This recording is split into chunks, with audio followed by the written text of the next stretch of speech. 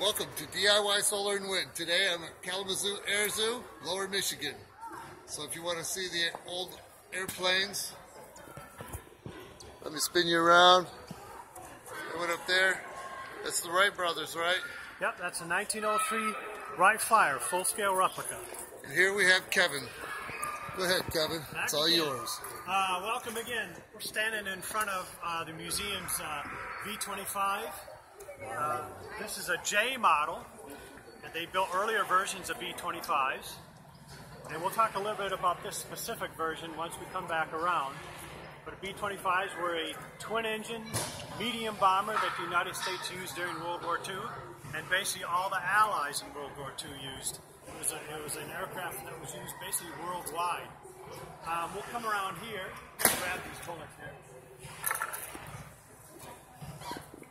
We'll talk a little bit more specifically about the J model. Early B-25s did not have all these guns. So you have to imagine this nose, the upper half would have been glass. Think of like a greenhouse. And there would have been a person sitting in there, and they were the bombardier. So they had half the upper part of that nose glass. They sat there and they had the bomb aiming device here, the bomb sight, so they could actually drop bombs on a target.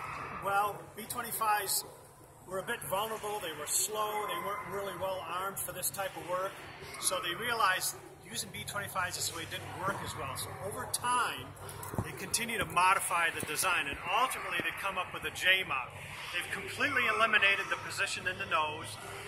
They've gotten rid of all the glass. It's now aluminum all around there, and the structure now holds 8 50 caliber machine guns. And instead of trying to bomb things from altitude, they're using these at treetop and wave top height. In addition to that, they've added more machine guns on the side of the aircraft. You can see them on the side of the fuselage, so you get more armament on it.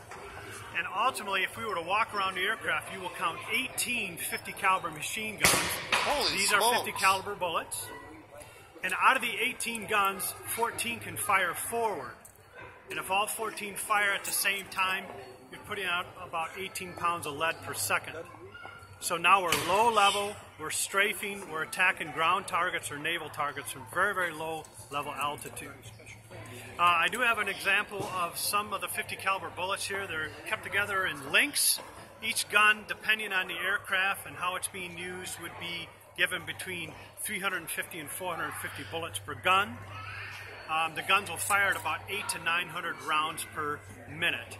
So basically, if you have 450 bullets per gun, that's about 30 seconds worth of firing time. On this type of aircraft, you can get a few more rounds of ammo in it, but once you load the ammo up in the nose, you can't get back there and reload it. They're done until you come back. Another model of B-25s that they use, and I'll get an example of the ammunition here. Another modification to B-25s that they decided to try was to arm it with a 75 millimeter cannon. These were G&H models. They built around 1,400 of these models. And the idea was to take a very large field artillery piece using a 75 millimeter shell and put that cannon right here in the belly of the aircraft. And we'll hold this picture up. That is the nose of a H model, and you can see right above the guy's head, there's the port where the cannon's just sticking out. So it's a lot different than the nose you see here on this B-25. And the idea was that you had this very, very heavy armament, and you would attack ground targets or naval targets. Now, they're not, when you talk about naval, they're not trying to sink battleships and carriers.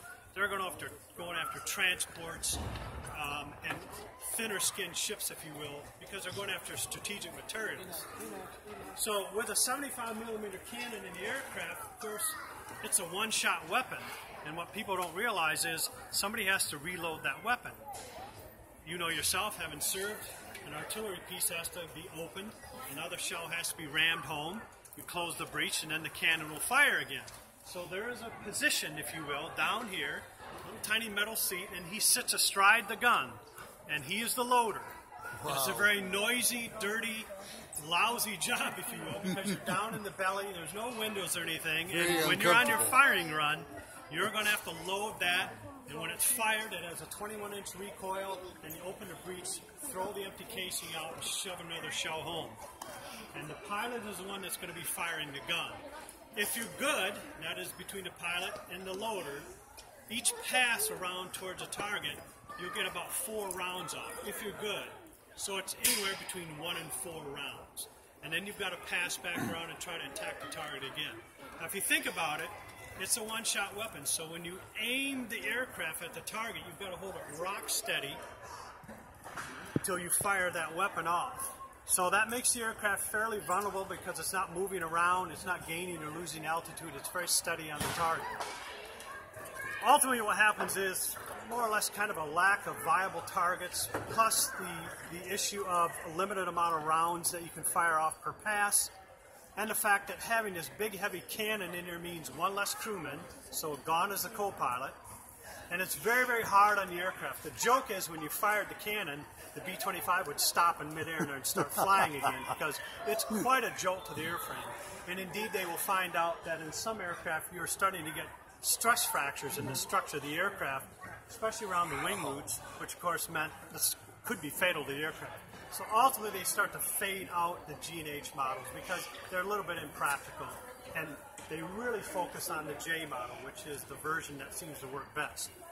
You might notice the nose art, especially when we're a little farther back. That is a nose art of the Flying Falcons, which is a bombardment group that was out in the Pacific during World War II. If you go online and you look about B-25s, Fighting Falcons, you'll see pictures of these all painted up in this big stylized falcon nose.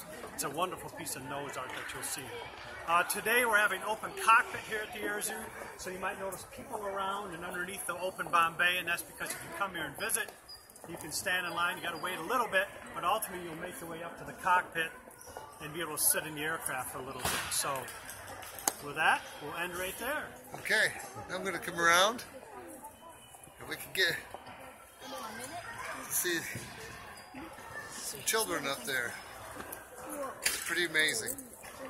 Thank you, Kevin. You're welcome.